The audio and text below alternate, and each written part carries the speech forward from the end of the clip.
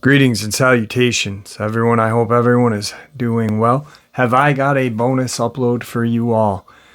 Before we get into it, a couple links. As you know, I rely on Patreon, PayPal, and the merch to help the channel to continue to grow and go.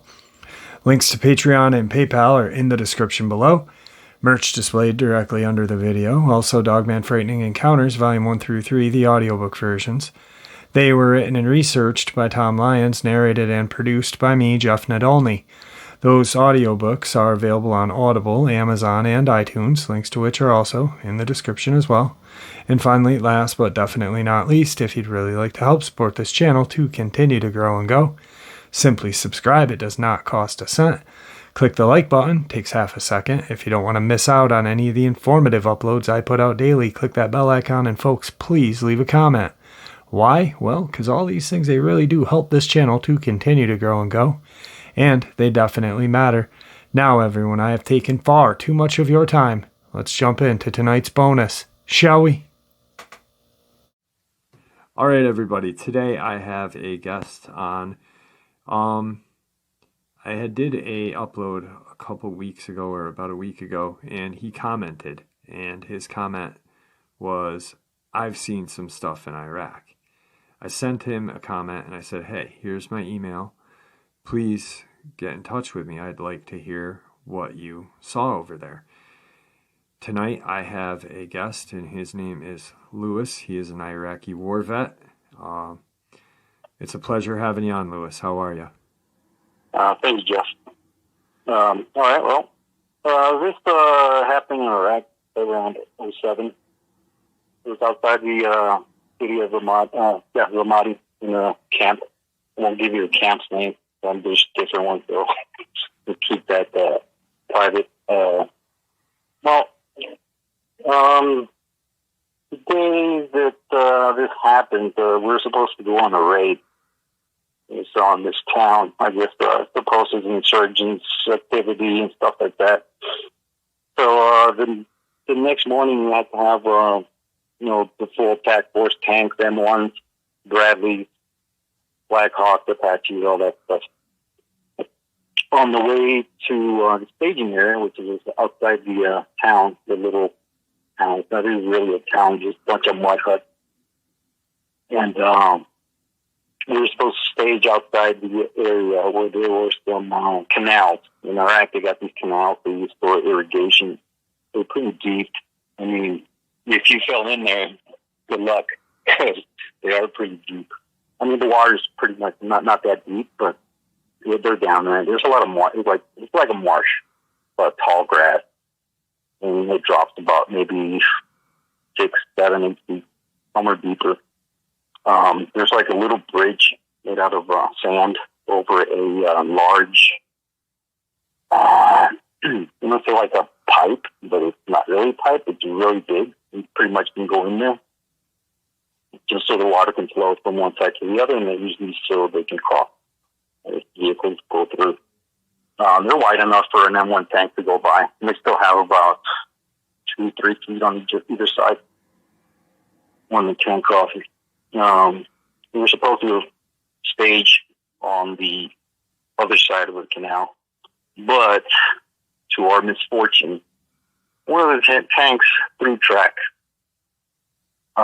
Usually when they throw track is on the outside and the track just comes off.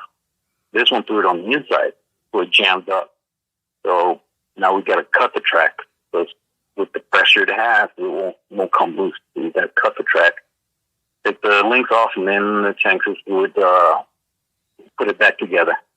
I was the TC of the 88 M1 Herc, and our first sergeant told me that after we had already fixed the tank, that I was going to be the sergeant of the guard.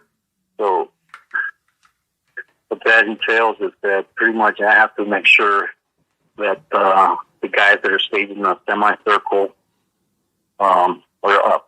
At least 2 guys up the vehicle, make sure they're awake so we don't get ambushed at night or whatever. You don't want to get ambushed when you're going to go on a raid. It's a big no-no. So All I had to do was to just go around and make sure everybody had people awake, eyes out, make sure you're ready for pretty much anything. So this particular night was very interesting because as I'm walking towards, well, let me explain how the medic track ended up on the other side of the canal. There's a drop, like an incline going down maybe about 10 feet. If you're standing at the bottom, you can't see on the other side. You're pretty much looking up. Where the medic track was a 113, ended up on the other side of the canal.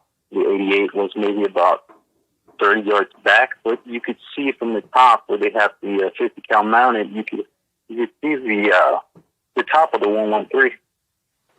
And as I'm walking toward there after I'd done one of the rounds, I get to the edge where it starts to decline. It starts going down. And then there's the hill goes up about 4 feet, and the 113 was on the other side. Now, this is the canal crossing where I'm going to start heading down.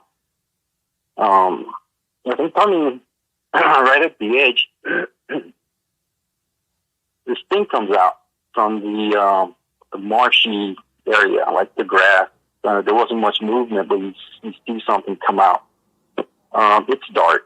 I got my night vision on, one eye closed because you got to keep night vision in case you got to pull that thing up, and so you can still see because that green light will blind you if you lose all your night vision. You got to keep one eye closed. So I'm looking at this thing that's coming out, and it's a comparison to a lion. It was way bigger than a lion. I don't know. I've never seen a lion that's 10 foot long. Or maybe more, because it's pretty much encompassed almost the whole crossing. It was big. It was big, tall. But even though it was tall, maybe about 4 feet tall, he was still in this position where, like, you see a cat and he's creeping and he's going to pounce on something. Yeah, I don't know. I'm pretty sure you guys know. They're crouched down, like, really low. Their elbows are by the back, and they're still moving. Well, he's doing this, and I figured, shit, this thing's gonna hit the medic track or attack it or whatever the hell this thing's doing. He's looking at it as he's coming out, and it's long. And when I say it's a cat-like, well, cat-like, like a cat, but not. The reason I say that is pretty much everybody knows cats' tails, the way they move, may seem like this movement of a snake. Well, this thing, its tail, it's more like a snake, but it's having the same movement, but he's got it upwards, almost like a scorpion tail. And not a scorpion tail, because on the tip of the tail, it's got this weird looking head, like a snake head. And it's moving on it. I'm not going to say on its own because, you know how cats move, the movement they do, but this thing, I mean, it's a head. It's not bushy.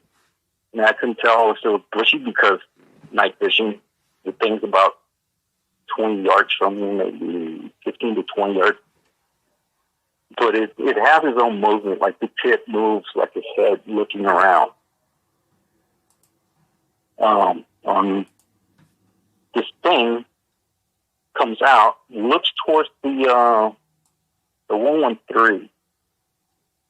And, I mean, I don't know what it is, so I'm like, what the fuck is that? Or what is that language?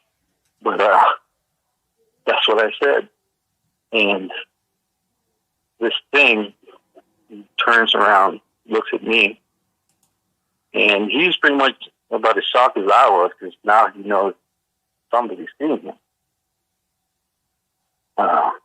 It seemed like he was disappointed that I was there, or I don't know. It was just a weird situation. He looks at me. He starts going round and round. Cats are locked up from one side to the other, like a caged jaguar or panther, from one side to the other. But he's looking at me and goes to the ground, and at the same time, his tail is pretty much doing the same thing, like looking towards me. And, well, I got my M4.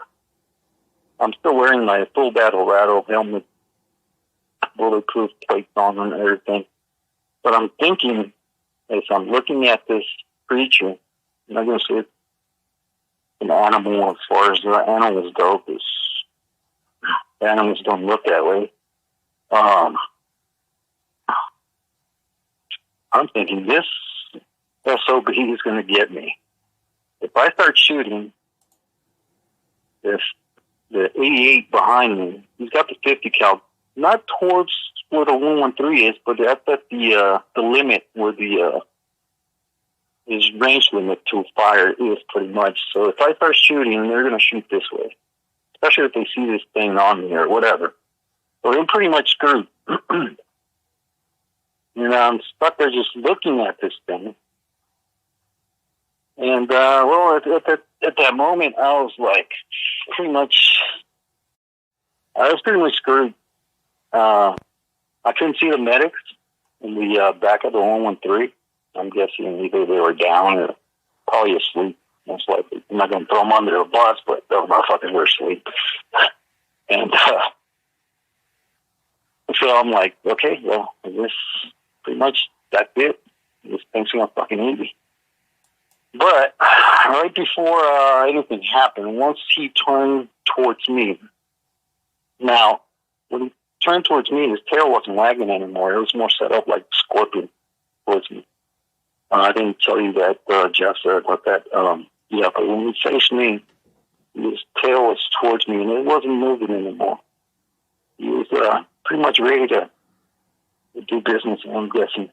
The only thing that came to my lips at the time, I was pretty much, oh, I'm going to meet the Lord now. So I'm like, holy Jesus, please help me. At that moment, I'm guessing the creature didn't like that. When I said, holy Jesus, please help me, because he looked kind of upset. And you could hear like a low growl. And he turned towards the marsh, he looked at it, looked at me, and then went back in it. Well, to my bad luck, I guess, I still have to go see the medics. So now I got to go towards where this creature was. So, you got to man up, right? So, fuck it. Just make sure I'm creeping slow, pointing my weapon towards where the marsh is, the little marshy area. I get to the medic track, I knock 2 up, nobody answers. I go towards the front, climb up on top, and they're out. So I get up there and start bitching them out. It's not a situation where you're just gonna. It's not like we're going camping. So shoot the shit, go to sleep. The next day we go for the hunt. It's not like that. You stay awake. It's pretty much one guy with a knife will be taking those guys out. So I get back down. I head towards where the Humvee is, up armored Humvee. That's the command vehicle. First sergeant's in there. I didn't want to sound like a nutcase. So before I went to the Humvee, I told the medic, keep an eye out for dogs. What am I going to tell them? So, and people, something out there that could hurt them or hurt us, anyone. So I left them. They were going to stay up now. And headed over to where the Humvee was. I talked to the guy that's on the Humvee on the Crow system. And I asked him to keep an eye towards the little marshy area because I had seen some type of animal. I told one of those dogs, what am I going to tell him? I think dog control was, if he sees a blotch of heat, he can shoot, hopefully take him out with the 50. But, yeah, then I like I said, my misfortune. I was sergeant of the guard, so I still have to continue roving. I was hoping that was it. It was like just a chance encounter. Seen the thing, it's gone. A few weeks later, you forget it even happened. Walked over to the 88 after going around the tanks and letting them know to keep their heads up. They're watching on their own system. They got the night vision and infrared, whatever, keep sensing systems we got. They also have the stare, which if something's crawling towards you at night and you can't see, all you see is the heat signatures, even though it might be camouflage somewhere where they can hide it. It'll still leave a trail on your screen that something is moving out there. So I was good with that. I was like, all right, these guys are good over here. So I headed over to the 88 and I told the guy on the 50 to keep an extra eye out over to where I was going. If something happens, to wait until I get out of the way if he's got fire. Right? So I figured, I'll get a chance to maybe this thing will attack me. He'll jump up. Hopefully I can move fast enough, shoot, and the 50 cal can take him out. Still didn't tell the guy what the hell I saw, or I just told him to keep an eye out there because it was weird. Those are my words. It was weird. Just keep an eye out there. So I headed back again as I come over to the area. You better start going down. It was weird because it was just meant to be. We made up again. This time I had already taken a couple of steps down. The creature comes up. He seen me, and I said, "What the fuck again?" And you could tell, like, I don't know, animals disappointed or something that he got seen. He did his couple of turns and jumped back into the marshy area, and that's the last time I saw him. I thought it was just going to be that one time, but no, he let me know that he was there. It was yeah, holy shit. Yeah, that's definitely.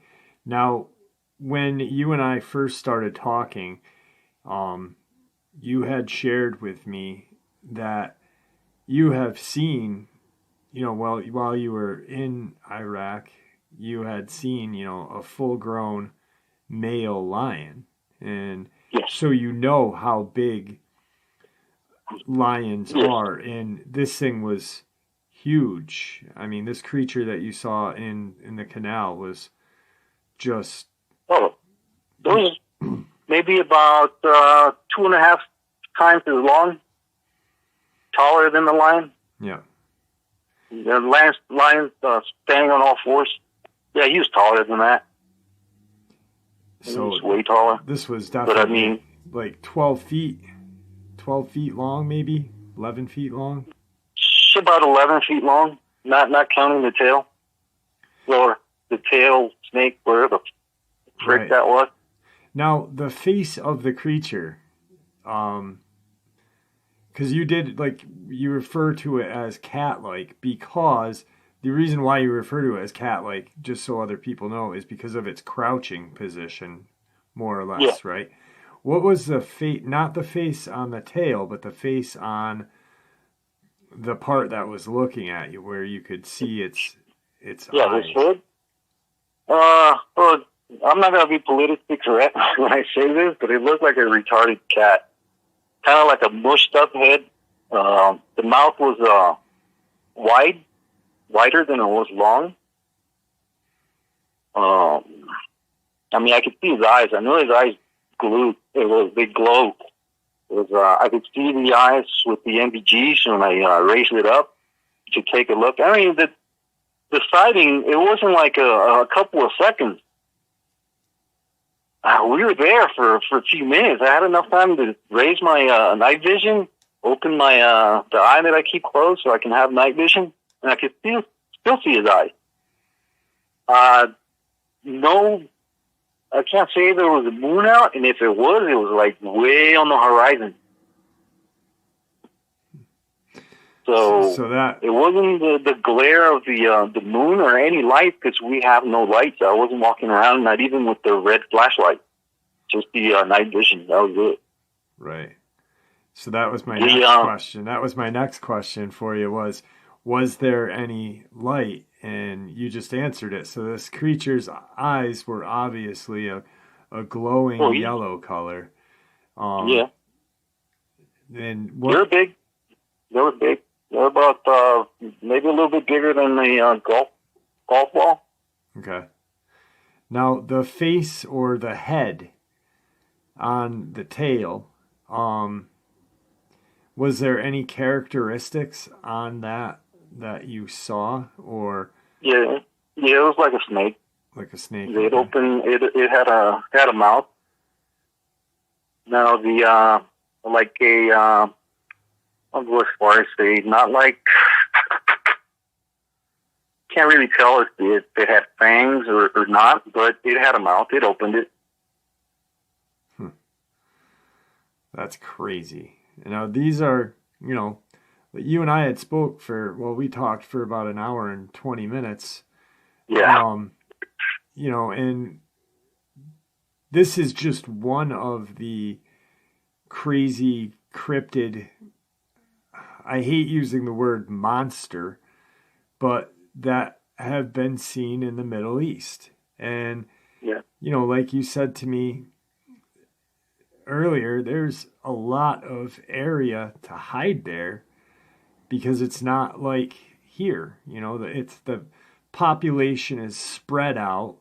There's a lot of caves, there's a lot of mountains, there's just terrain that we don't have over here. Yeah, they can go for miles. If they move at night, you're not gonna see them. Yeah, you're not gonna see them. I mean, and they're I'm guessing they're fast. This thing was big. I mean, it wasn't skinny, like gangly or skinny like a house cat. Right. No, it was a good killing machine if it wanted to. Yeah, that's definitely right there is a definite strange sighting, and not what I thought it was going to be.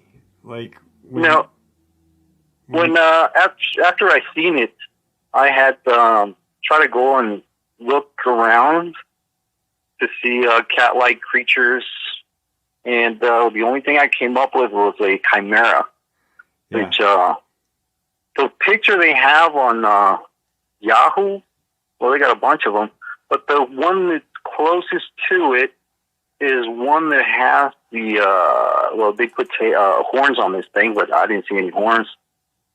There's a picture of one that's got like these talons on the feet. I can't say I saw talons, and then if it did have talons, I couldn't see them because of the sand. The sand is soft over that crossing. It's like powdery. So we could have dug I didn't see the feet. Like exactly, I didn't see the feet. I can't tell if they had claws. There was more the head and the tail. On Yahoo, they got a picture of one that looks almost like a lion with horns, and it got like a viper's tail. That's pretty much what I saw. Yeah.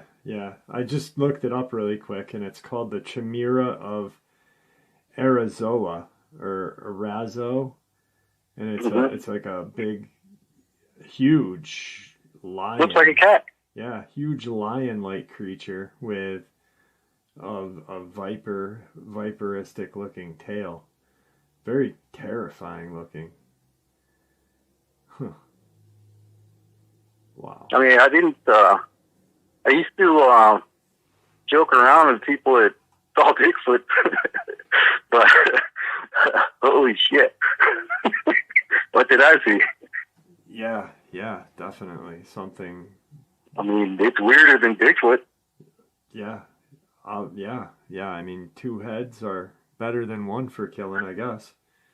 Yeah, While you're distracted with one head, the snake head will poison the crap out of you, and those talons will rip you to shreds. bring on the Dogman, right? Yeah, exactly. Wow. I mean, these things are crazy looking. Whew. Yeah. Thank you for sharing this with us. Couple of things. Lewis, thank you for your service to our country. Well, thank you. You know, I mean, it's not over though. No, it's not. And thank you for coming on tonight and sharing this encounter. I really enjoyed just shooting the breeze with you, and then